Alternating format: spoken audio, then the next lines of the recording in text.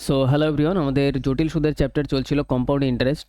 তো এর আগের ক্লাসে আমাদের 30 পর্যন্ত অঙ্ক পুরোপুরি কমপ্লিট হয়ে গেছে। আজকে আমরা 31 নম্বর অঙ্ক দিয়ে স্টার্ট করছি। আর আজকে আমাদের চ্যাপ্টারটা পুরোপুরি কমপ্লিট হয়ে যাবে। ওকে, তো 31 নম্বর কোশ্চেনটা আমাদের এখানে বলছে বার্ষিক চক্রবৃদ্ধি সুদের হারে 14 বছরে একটি মূলধন নিজের 3 গুণ হয়ে যায়, তাহলে কত বছরে এই পরিমাণ একই হারে নিজের 81 গুণ হয়ে যাবে? তাহলে সেম কোশ্চেন আগের ক্লাসের লাস্ট কোশ্চেনটাও ছিল। তাহলে এখানে সিম্পল দেখো এইভাবে করবো আমরা। যদি আমি 1 টাকা ব্যাংকে রাখি, সেটা 14 বছর টাইম নিচ্ছে। টাইম কত নিচ্ছে এখানে বলেছে 14 বছর। যদি আমি রাখি 14 বছরে এটা 3 গুণ হয়ে যাচ্ছে, তাহলে 1 টাকা রাখলে 3 টাকা হয়ে যাবে 3 গুণ মানে। ঠিক আছে, তাহলে আরও যদি আমি এটাকে 14 বছরের জন্য রাখি, তাহলে 3 টাকা থেকে আরও 3 গুণ বৃদ্ধি পাবে, তাহলে 3 3 এটা হয়ে যাবে 9 টাকা।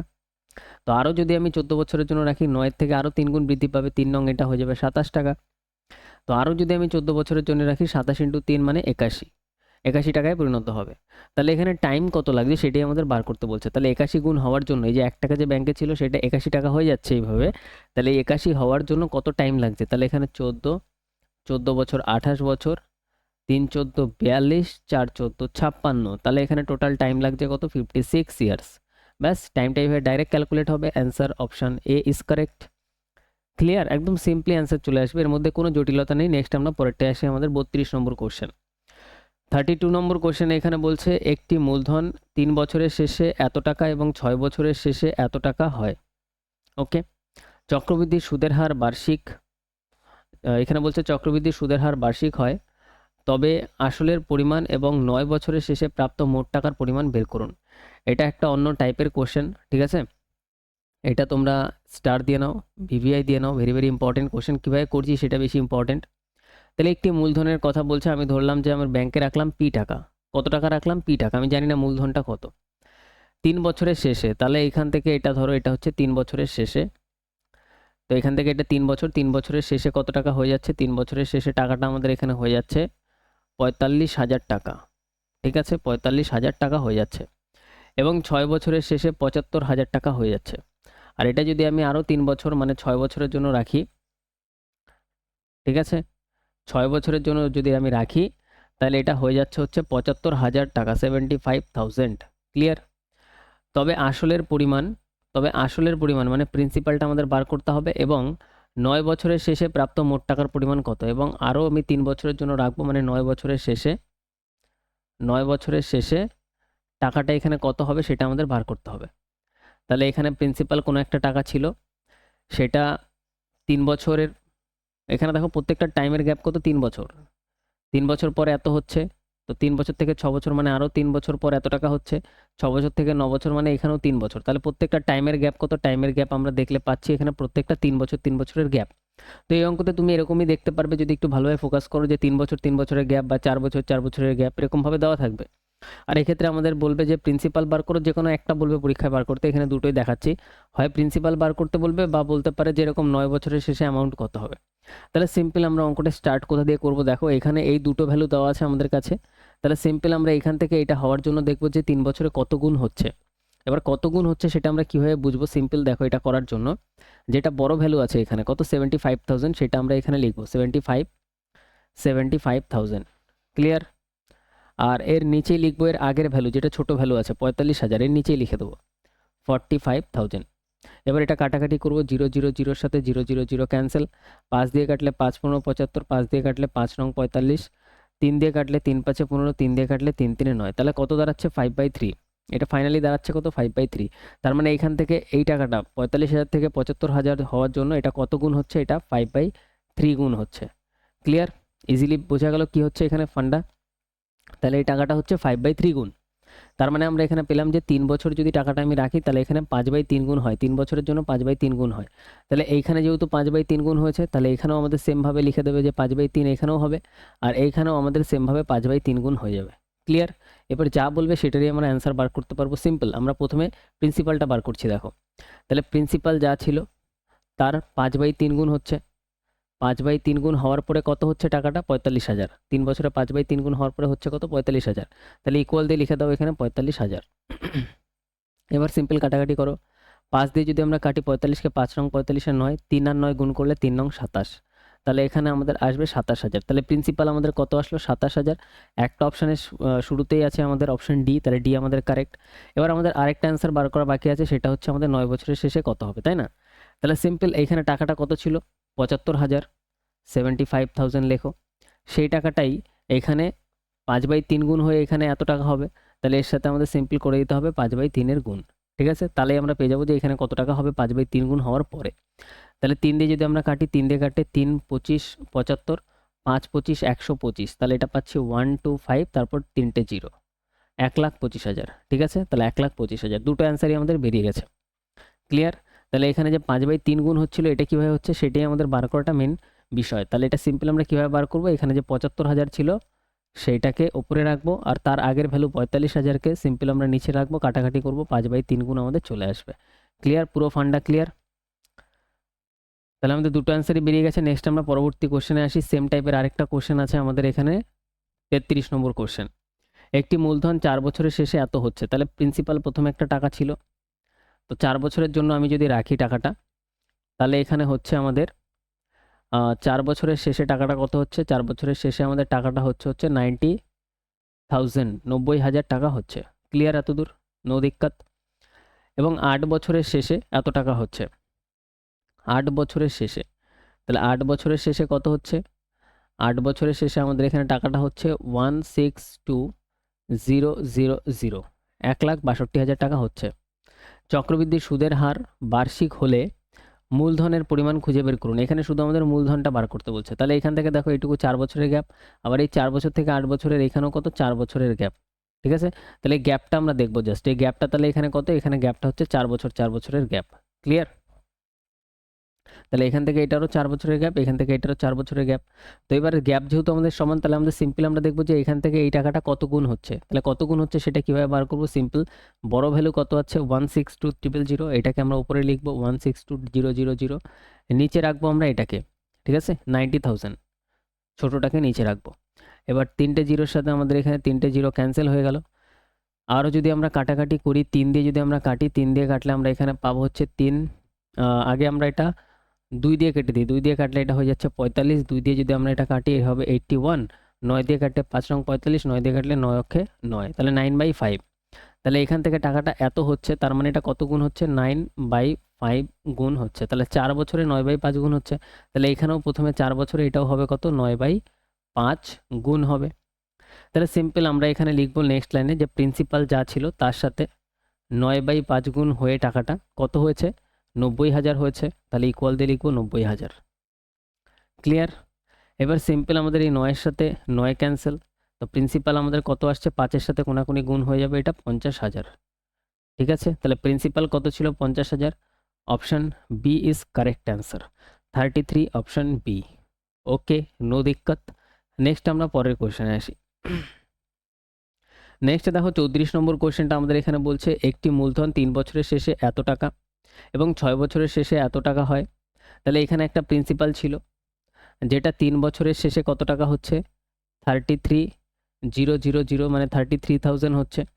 এবং 6 বছরের শেষে, 6 বছরের শেষে 1 সেকেন্ড, 6 বছরের শেষে টাকাটা কত হচ্ছে?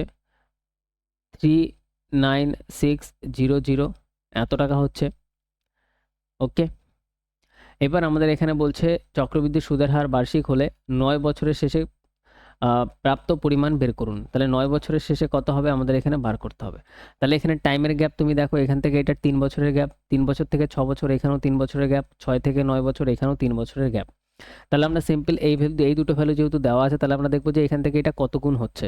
সিম্পল এটা কত গুণ হচ্ছে আমাদের দেখতে হবে। তাহলে এটা আমরা দেখার জন্য কি করব, যেটা বড় ভ্যালু আছে এখানে 39,600, এটা লিখবো, নিচে লিখবো ছোট ভ্যালুটা, ছোট ভ্যালু কত? 33,000, ডবল জিরোর সাথে ডবল জিরো ক্যান্সেল, 3 দিয়ে কাটলে এটা হবে 110, 3 দিয়ে যদি আমরা এটা কাটি তাহলে 132 হবে। 11 দিয়ে যদি আমরা এটা কাটি তাহলে আমরা এখানে পাবো হচ্ছে সিম্পল 11 দিয়ে কাটলে এটা 10 আসবে। 11 দিয়ে যদি আমরা এটা কাটি তাহলে এখানে পাবো হচ্ছে 11 অক্ষে 11, 11 দুগুণে 22, 12, 2 দিয়ে কাটলে এটা হবে 6, 2 দিয়ে কাটলে এটা হবে সিম্পল আমাদের 5, তাহলে 6/5 গুণ হচ্ছে। তাহলে এখান থেকে টাকাটা এত হওয়ার জন্য এটা কত গুণ হচ্ছে? এখান থেকে এত হওয়ার জন্য এটা 6/5 গুণ হচ্ছে। ক্লিয়ার? তাহলে 3 বছরের জন্য টাকাটা কত হচ্ছে? 6/5 গুণ। তাহলে এইখানেও 6/5 গুণ, এইখানেও 6/5 গুণই হবে 3 বছরে। এবার আমাদের এই ভ্যালুটা শুধু বার করতে বলছে, প্রিন্সিপাল বার করতে হবে না। তাহলে সিম্পল আমরা এটা বার করার জন্য কি করব, সিম্পল প্রসেস। আমাদের এখানে টাকাটা কত ছিল আমরা লিখব 39600, এইটারই 6/5 গুণ হয়ে এখানে হবে। তাহলে এখানে সিম্পল 6/5 গুণ করে দাও এর সাথে। তাহলে এটি যদি আমরা কাটাকাটি করি এখানে 5 দিয়ে, তাহলে 5, দেখো 5 দিয়ে আরও ইজিলি কীভাবে কাটা যায়, এখানে একটা জিরোকে আমরা 10 হিসাবে ধরে নিতে পারি, এইভাবেও কাটতে পারি, বা এমনি নর্মালি কাটো, কোনো অসুবিধা নেই। বা উপর নিচে একটা করে 2 গুণ করে দাও, ঠিক আছে, আরও ইজি হয়ে যাবে। নিজের মতন করো, কোনো অসুবিধা নেই, ঠিক আছে। তাহলে নিচে কত হয়ে গেল 10, আর উপরে হয়ে গেল 12। তাহলে এই 5 দুগুণে 10-এর সাথে একটা জিরো ক্যান্সেল, এবার 12 দিয়ে ডাইরেক্ট গুণ করে দাও। তাহলে 12 দিয়ে গুণ করলে আমরা এখানে পাবো হচ্ছে 0, ক্লিয়ার। আর 6 12 72-এর 2, তার মানে 20 আসছে, ওকে। 72 হাতে আমার 7, 9 12 108, 100, এদিকে আমাদের 108, 115 5, তাহলে 520 আসবে। 520 আমাদের অপশান বি এর শেষে আছে, তাহলে এইটাই আমাদের ক্যালকুলেশন করলে আসবে, ওকে, পুরো ক্যালকুলেশনের দরকার নেই। 34-এর আমাদের তাহলে অ্যান্সার আসবে 47547, পুরো ক্যালকুলেশন করলে এটাই আসবে 47520, এটা আমাদের ফাইনাল অ্যান্সার, ক্লিয়ার, নো দিক্কত। তাহলে এখানে টাকাটা কত হবে, এখানে টাকাটা হবে হচ্ছে 47520, 47520। নেক্সট আমরা পরের কোশ্চেনে আসি, আমাদের 35 নম্বর কোশ্চেন। এক ব্যক্তি, এটা দেখো, এটা একটা ভাইটাল কোশ্চেন, ঠিক আছে, এটা ভিভিআই দিয়ে দাও, ওকে। এটা প্রচুর পপুলার কোশ্চেন, মানে ধারণার বাইরে, এটা এত পপুলার কোশ্চেন। আর এটার বেস্ট ট্রিক আমি আজকে দেখাচ্ছি। একজন ব্যক্তি, ভালোভাবে অঙ্কটা পড়বে, এখানে কি বলছে, একজন ব্যক্তি তার 2 ছেলের জন্য একটি স্কিমে এত টাকা বিনিয়োগ করতে চান। তাদের বর্তমান বয়স, একজনের 12 বছর, একজনের 10 বছর। তাহলে বয়স কত, একজনের 12 বছর, একজনের 10 বছর, ঠিক আছে, এটা বয়স। এবার বলছে তারা তারা তারা বয়স, এখানে তাদের হবে, তাদের বয়স যখন 21 বছর হবে তখন তারা একই পরিমাণ টাকা পাবে যদি চক্রবৃদ্ধি সুদ বার্ষিক 4% হয়। তাহলে যখন তাদের বয়স 21 বছর হবে, কত বছর, 21 বছর হবে, তখন তারা দুজনেই সমান পরিমাণ টাকা পাবে। আর এখানে রেট অফ ইন্টারেস্ট কত দেওয়া আছে, রেট অফ ইন্টারেস্ট দেওয়া আছে হচ্ছে 4%, ওকে। তাহলে কি অনুপাতে উভয় ছেলের অ্যাকাউন্টে টাকা বিনিয়োগ করতে হবে। তাহলে এই যে টাকাটা রয়েছে 98500, এটা ছোট ছেলে আর বড় ছেলের মধ্যে কি অনুপাতে টাকাটা এখানে রাখতে হবে, ঠিক আছে। এটা একটা ইম্পর্টেন্ট কোশ্চেন, মানে খুবই ইম্পর্টেন্ট কোশ্চেন, তুমি এখানে বলতে পারো, ওকে। তো এখানে আমাদের টাকা বিনিয়োগ করতে চান, তার বর্তমান বয়সের অনুপাত 12 বছর এবং 10 বছর। তাদের বয়স যখন 21 বছর হবে তখন তারা একই পরিমাণে টাকা পাবে যদি চক্রবৃদ্ধি সুদ 4% হয়। তাহলে কি অনুপাতে উভয় ছেলের অ্যাকাউন্টে টাকা বিনিয়োগ করতে হবে। তো এখানে আমরা নিয়ে নিচ্ছি হচ্ছে ইয়াংগেস্ট ছোটজন, আর এল্ডেস্ট বড়জন। এখানে আমরা বাংলায় লিখে দিচ্ছি এটা ছোটজন, ছোটজন, আর এটা বড়জন, ক্লিয়ার, এইভাবে লিখবে। তো এখানে ছোটজনের জন্য 100 ইউনিট ধরে নেবে, আর বড়জনের জন্য এখানে 4% বৃদ্ধি পাবে। এখানে রেট অফ ইন্টারেস্ট 4% যেহেতু বলছে, তাহলে 100-এর সাথে 4 যোগ করে দাও, তাহলে এটা বড়জনের জন্য হয়ে যাবে 104। এটা করার পরে সিম্পল এই টাইমের গ্যাপ দেখবে কত, 12 বছর আর 10 বছরের দুটো ছেলে ছিল, তো তাহলে এদের টাইমের গ্যাপ কত, 2, 12 আর 10-এর গ্যাপ কত, 2, তাহলে এখানে পাওয়ারে 2 লিখে দেবে, ক্লিয়ার। এবার সিম্পল এটা কাটাকাটি করো, 4 দিয়ে কাটলে এটা হবে 25, 4 দিয়ে কাটলে এটা হবে হচ্ছে আমাদের এখানে এটা হয়ে যাবে 26, ক্লিয়ার। তার উপরে এবার স্কোয়ার দিয়ে দাও, স্কোয়ারটা উপরে আছে 2, তাহলে এটা হবে 625, আর এটা হবে 676, 26-এর স্কোয়ার করলে, তাহলে 625 676 হিসেবে তাদের টাকাটা এখানে রাখতে হবে, ঠিক আছে। এবার এখানে ব্যাপার হচ্ছে যে এখানে আমাদের এইভাবে বলেনি যে কোন ছেলেটা আগে বা কোন ছেলেটা পরে রাখবো, কারণ দুটোই অপশানে আছে 676 625। এখানে বলছে এত টাকা বিনিয়োগ করতে চান, তাদের বর্তমান বয়স 12 বছর, তো 12 বছর এখানে বড় জনের বয়সটা এখানে আগে দেওয়া আছে 12 বছর, এবং ছোট জনেরটা হচ্ছে 10 বছর। তাহলে অ্যান্সার এইটাও হতে পারে, ঠিক আছে। এখানে একটু কনফিউশন আছে, এখানে যদি বড়জন আমরা আগে নিয়ে আসি, বড়জন যেহেতু এখানে আগে আছে, তাহলে আমাদের এটাও অ্যান্সার হতে পারে। তো এখানে কনফিউশন হবে না, পরীক্ষা এরকম দেবে না, তোমাদের দিলেও তোমাদের পুরো ক্লিয়ার করে দেবে, ঠিক আছে। তাহলে এইটাই আমাদের ফাইনাল অ্যান্সার হবে। এবার ছোটজন বড়জন যাই থাক এভাবে লিখতে হবে, ঠিক আছে। ছোটজন আগে থাকলে 625 আগে হবে, বড় জন আগে থাকলে 676 আগে হবে। ঠিক আছে, এখানে শেষে পুরোটা ভালোভাবে আরও ক্লিয়ারলি বলে দিলে ভালো হতো যে ছোটো জন আর বড় জনের টাকার অনুপাত কত। ঠিক আছে, তো আমরা ছোটো জন আর বড় জনেরটাই বার করলাম। ঠিক আছে, আর যদি বড় জন আর ছোটো জন হয় তাহলে আমাদের অ্যান্সার এটা হয়ে যাবে। ঠিক আছে, যে কোনো একটা অ্যান্সার তুমি এখানে বাদ দিয়ে নাও। তো অঙ্কটা বোঝা গেল কীভাবে করতে হবে, মেনলি বোঝা গেছে। তো পরীক্ষার খাতে এরকম টাইপের কোশ্চেন আসলে ডাইরেক্ট করবে, এটি হচ্ছে মেন হচ্ছে মুদ্রা। ঠিক আছে, তো নেক্সট আমরা পরেরটাতে আসি। আমাদের 36 নম্বর কোশ্চেন এখানে বলছে যে 6% বার্ষিক সুদের হারে অর্ধবার্ষিক চক্রবৃদ্ধি করা হয়, তাহলে সুদের কার্যকর হার খুঁজুন, মানে সুদের হার খুঁজুন। তাহলে এটাও একটা অন্য টাইপের কোশ্চেন। ঠিক আছে, স্টার দিয়ে নাও, ভালো কোশ্চেন। তো এইখানে দেখো এরকম টাইপের কোশ্চেন আমাদের কীভাবে করতে হবে। এখানে বলছে যদি 6% সুদের হার অর্ধবার্ষিক চক্রবৃদ্ধি করা হয়, তাহলে বার্ষিক মানে 12 মাসে আমাদের রেট অফ ইন্টারেস্ট কত ছিল, 6%। তাহলে অর্ধবার্ষিক যদি করা হয় তাহলে এখানে 6 মাসের কথা বলছে। 12 মাস থেকে 6 মাস হয়ে যাবে, আধা বছর হয়ে যাবে। তাহলে আধা হয়ে গেলে রেট অফ ইন্টারেস্টও আমরা জানি হাফ হয়ে যাবে, তাহলে রেট অফ ইন্টারেস্ট হয়ে যাবে 3%। এবার বলছে সুদের কার্যকর হারটা খুঁজুন। তাহলে এবার সিম্পল দেখো, এখানে আমাদের 12 মাসের ব্যাপারটা ছিল, এখানে আমাদের টাইমটা কত ছিল, 12 মাস। এবার 12 মাসে যদি 6 মাস 6 মাস করে ভাগ করি তাহলে টাইমের পিরিয়ড কটা আসবে, 12কে 6 দিয়ে ভাগ করলে 2টো, তাহলে টাইমের পিরিয়ড আসবে 2টো। তাহলে এই যে 3% করে যে সুদ আছে সেটা আমরা এখানে দুইবার পাবো 3%, কারণ 6 মাসে 3% করে পাচ্ছি, তাহলে 12 মাসে 1 বছরে 3% করে দুবার পাবো। 3%, 3%, 6 মাস অন্তর আমরা 3% করে পাচ্ছি। ক্লিয়ার? তাহলে সিম্পল, এইটা যদি এরকম 2 বছর মানে দুবার যদি হয় 3%, আর রেট অফ ইন্টারেস্ট যদি ডাইরেক্ট বার করতে বলে, এটা সাকসেসিভ অ্যাপ্লাই করতে পারো। সূত্রটা হচ্ছে x+y/100, সবাই জানো। তাহলে এখানে আমাদের কত হবে, এখানে হবে 3%, মানে 3 ইন্টু 3, এখানে আমাদের রেট অফ ইন্টারেস্ট 3/100, তাহলে এটা হবে 3 3 6, আর এদিকে 3 3 9 মানে 0.9, তাহলে 0.9%। ঠিক আছে, direct option D is correct. তো এই টাইপের কোশ্চেন কারো অসুবিধা হবে না। নেক্সট আমরা পরেরটা আসি। এখানে 37 নম্বর কোশ্চেনটা এখানে বলছে যে অমৃত 1 বছরের জন্য সরল সুদে বার্ষিক 10% হারে কিছু পরিমাণ ধার নিয়েছিল এবং অভিষেক একই সময়ের জন্য অর্ধবার্ষিক চক্রবৃদ্ধি সুদে। তাহলে এখানে টাইম কত, এক বছর মানে আমরা বলতে পারি 12 মাস। আর এইখানে ব্যক্তি কী করছে, অভিষেক একই সময়ের জন্য, সময়টা এখানে অভিষেকের জন্য হচ্ছে 1 বছর, কিন্তু এ অর্ধবার্ষিক করে দিয়েছে। অর্ধবার্ষিক মানে এখানে হয়ে যাবে হচ্ছে 6 মাস 6 মাস, এগুলো হচ্ছে মেন ফান্ডা।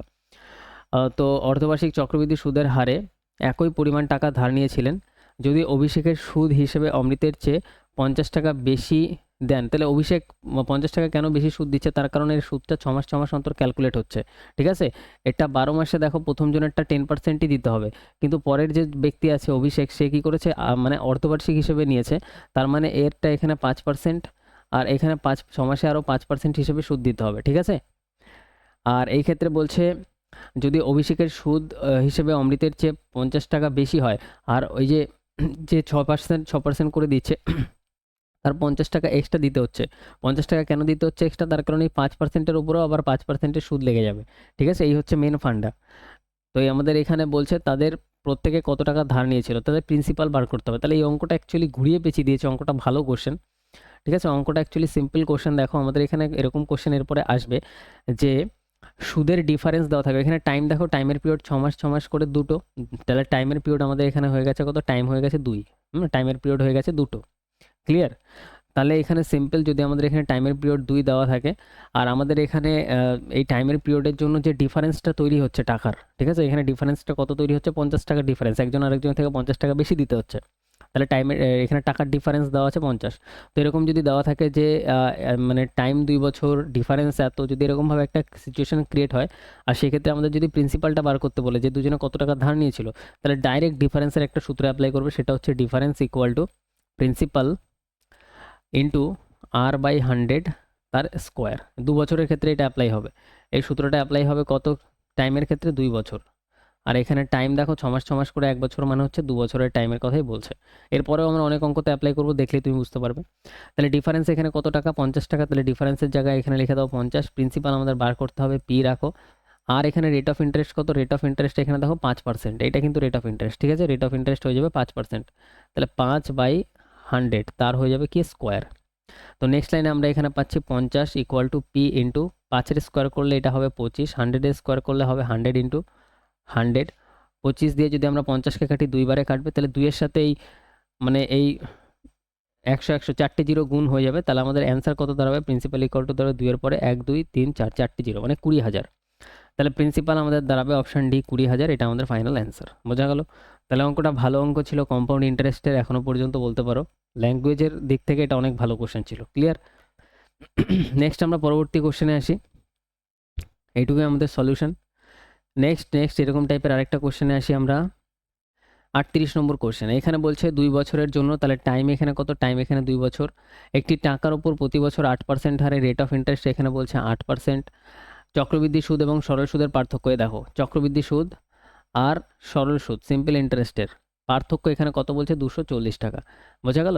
এখানে এরকমভাবে ডিফারেন্স দেওয়া থাকবে, পার্থক্য দেওয়া থাকবে। চক্রবৃদ্ধি সুদ সরল সুদের পার্থক্য, টাইম দেওয়া থাকবে 2 বছর, রেট অফ ইন্টারেস্ট একটা কিছু দেওয়া থাকবে, আসল কত? তাহলে আসল বার করতে হবে। তাহলে এখানে ডাইরেক্ট আমরা ফর্মুলা অ্যাপ্লাই করব, সেটা হচ্ছে difference equal to principal into, এটা হয়ে যাবে হচ্ছে r/100 তার স্কোয়ার।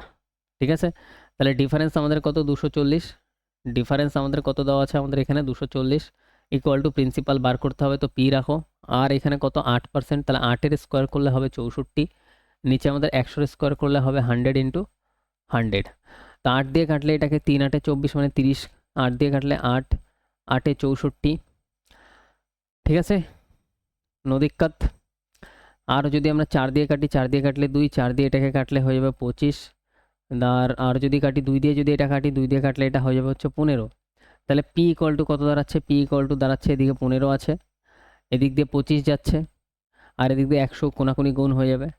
তাহলে এখানে আমাদের হয়ে যাচ্ছে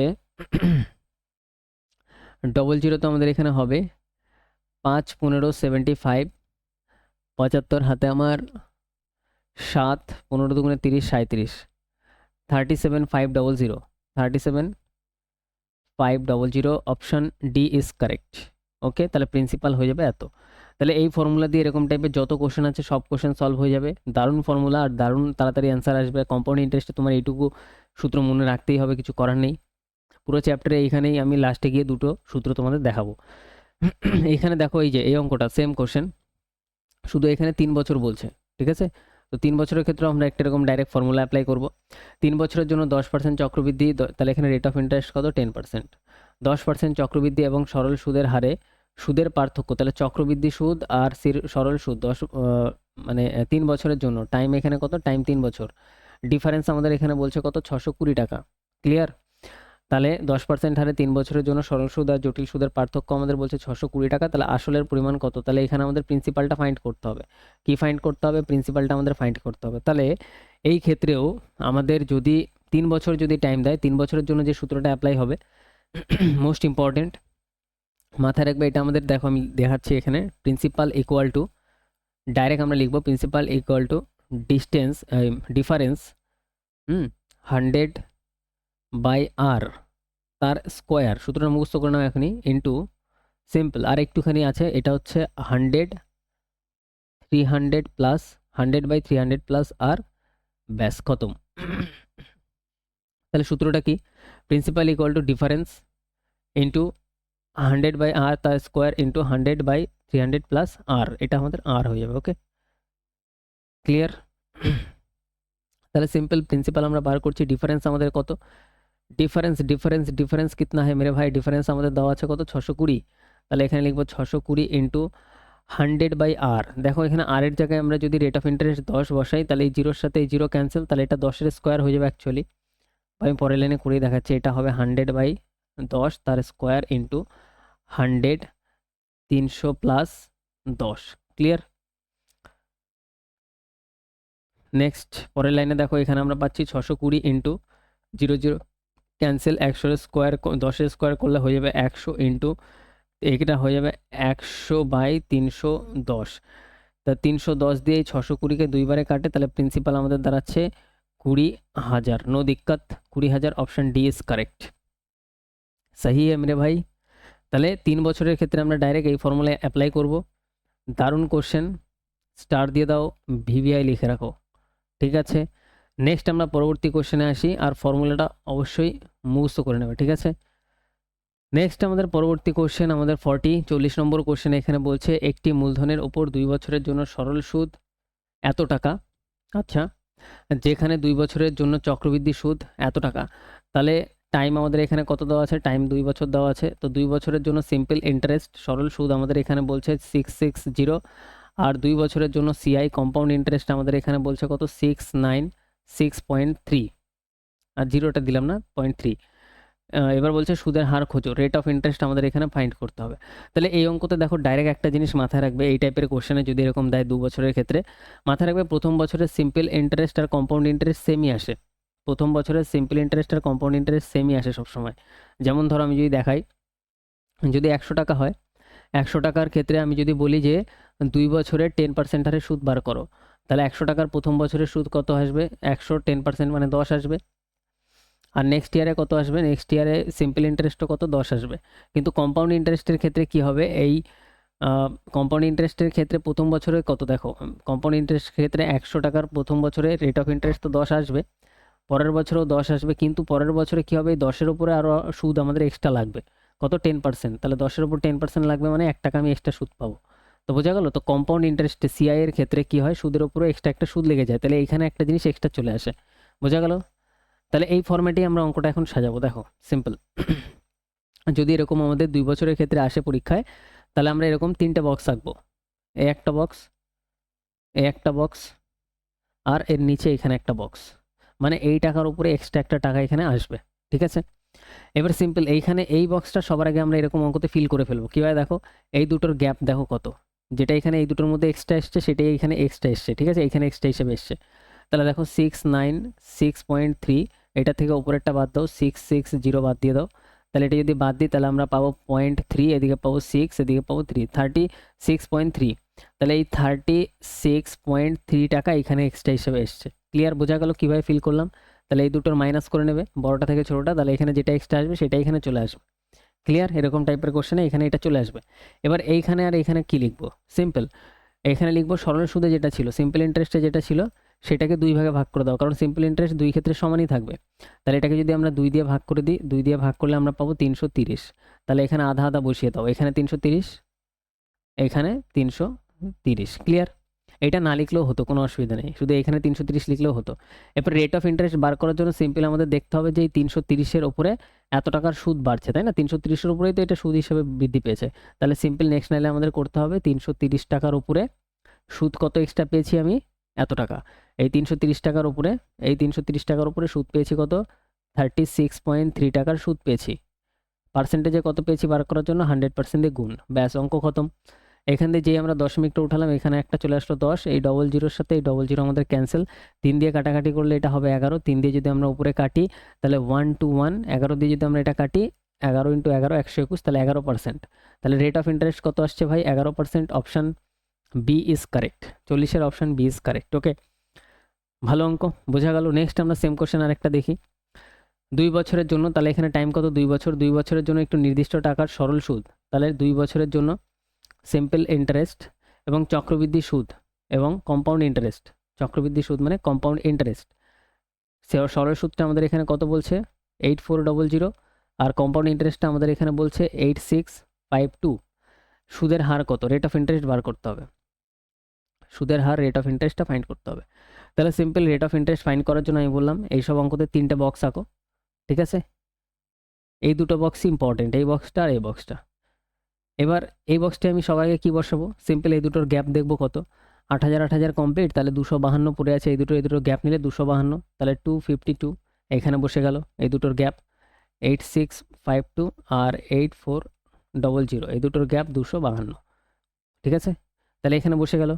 আর আমি কি করব, এইখানে ভ্যালুটা বসানোর জন্য সিম্পল ইন্টারেস্টে যেটা আছে সেটাকে 2 ভাগে ভাগ করে দেবো, তাহলে এখানে বেরিয়ে যাবে 4200, তাহলে এখানে বসে যাবে 4200।